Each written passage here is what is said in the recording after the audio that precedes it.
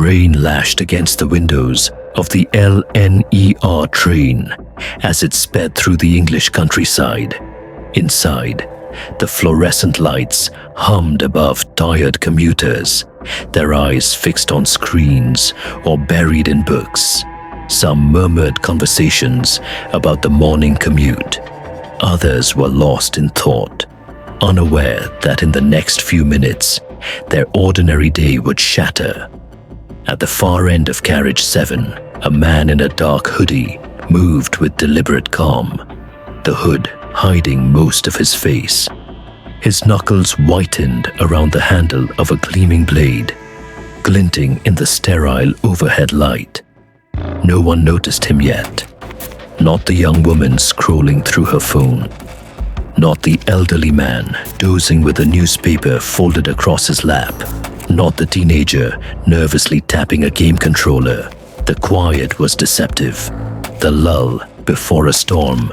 Suddenly, a piercing scream cut through the chatter, a sound that snapped everyone to attention.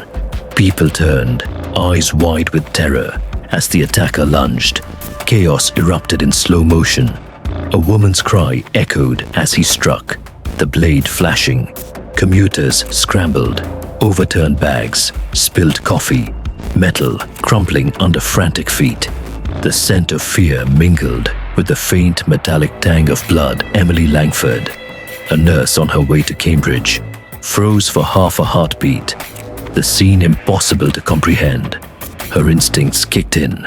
She ducked behind a seat, heart hammering, every muscle taut. Across the aisle, a man sprawled on the floor, clutching his shoulder.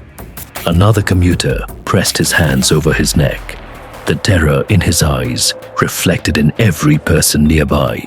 The attacker moved like a predator, calculated but furious, striking without warning. The train rocked as it took a sharp bend, amplifying the disorientation. Someone shouted, "Call the police," but phones trembled in shaking hands, lines jammed by panic. A mother yanked her child to her chest, whispering prayers, while the attacker's shadow danced along the walls, a dark figure of relentless intent. Time slowed for Emily. She saw the knife flash again, but this time she noticed a hesitation, something almost human in the attacker's eyes, a flicker of doubt. She seized the moment, lunging to grab a fallen fire extinguisher. The hiss of the extinguisher as it sprayed created a blinding white cloud, obscuring the attacker's vision. A deafening clang echoed as someone kicked the blade away. For a heartbeat, it was still, silence punctuated by ragged breaths. But then, the attacker, enraged, retreated into the fog of his own chaos. People scrambled, crying, shaking, trying to make sense of what had just happened. Emily's knees trembled, her hands shook, sticky with the mix of blood and fear. Around her, the train smelled of iron and terror. The once mundane carriage now transformed into a scene she would never forget.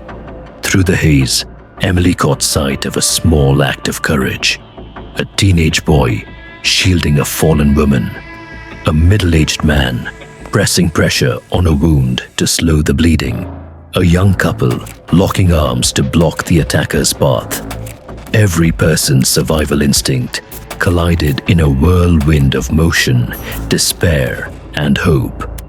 When the train finally screeched to a halt at the next station, emergency lights flashing, sirens wailing in the distance, the attacker had vanished. Though in mere minutes, the police would track him down, charge him with multiple counts of attempted murder. But in that moment, on that carriage, time had stopped. The mundane commute had become a battlefield, a place where ordinary people became heroes in an instant. Emily finally exhaled, tears streaking her face, her chest heaving.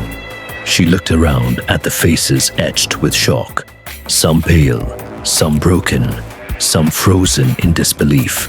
Each of them carried the invisible weight of survival. and the haunting realization that the world could change in an instant. And in that instant, none of them could know how this attack would ripple through their lives, through their relationships, through every sleepless night that followed. Every glance, every shadow, every heartbeat would be forever altered. The train doors closed. Outside, the rain blurred the landscape into streaks of grey. Inside, hearts pounded, hands trembled, and minds replayed the horror, a relentless loop of fear and courage. The attacker's motives were still unknown, and one question loomed over them all. Why him? Why now? And who, if anyone, could have predicted the storm that had just erupted on a morning commute? The early morning sun struggled to pierce the grey clouds over Cambridge, painting the streets in muted shades of silver and slate. Emily Langford sat at a small cafe near the train station, her hands wrapped around a steaming cup of tea. But her mind was miles away. The previous day's chaos on the LNER train had left her hollow, haunted by flashes of screams, the glint of the knife, and the faces of those she had tried to help. Her colleagues noticed her silence, the tremor in her hands as she recounted fragments of the story. But she could barely speak, caught in the storm of memory, flashback to a week before the attack. Emily had boarded the very same train with a nervous optimism. She had been looking forward to a rare day off, a visit to her grandmother in the countryside. She had smiled at the familiar scenery, passing by the windows, waving to children on the platform, feeling the hum of ordinary life. On that morning, the carriage felt mundane, almost safe. People chatted softly, read newspapers, scrolled on their phones. Nobody could have imagined the knife that would soon shatter this fragile calm. Meanwhile, elsewhere, the attacker, whose name would later be revealed as Callum Harker, walked the streets of Peterborough, unnoticed, blending into the fog of commuters. His mind replayed grievances, slights, and a history of isolation that had festered into something dangerous. He carried a darkness he had hidden for years, a simmering rage that had remained dormant until that moment on the train. As he moved, his shadow stretched along the alleyways, a silent prelude to the chaos he would unleash. Back on the train, Emily's perspective had always been grounded in care. She had become a nurse to help others, to mend the broken and protect those who could not protect themselves. But that morning, she had confronted fear in its rawest form. Her instinct to act, to shield strangers, had collided with the unpredictable brutality of a stranger's violence. She realized something unsettling. Courage was not enough to prevent horror. The day after the attack, detectives arrived at the scene with measured precision, cordoning off the carriage. Officers photographed every angle, catalogued bloodstains, fingerprints, and scattered belongings. Detective Sergeant Isla Kendrick, with sharp eyes and a steady voice, led the investigation. She moved like a shadow through the chaos, observing, questioning, and piecing together the puzzle. Every witness statement added a layer of clarity, but also complexity. How had the attacker chosen his victims? What had driven him to this act? Emily volunteered to speak with the investigators, her voice still shaking, tears threatening to spill with each detail she recounted. I wanted to help, she whispered, her words heavy with the burden of survival. Her description of the attacker, tall, hooded, deliberate in movement, helped detectives form a profile. Yet, each revelation opened more questions than it answered. The emotional weight on her shoulders was nearly unbearable, and she felt the tug of nightmares already taking root. Across the city, families of other passengers began to hear fragments of the news. Parents called their children frantically. Colleagues and friends shared shocked messages.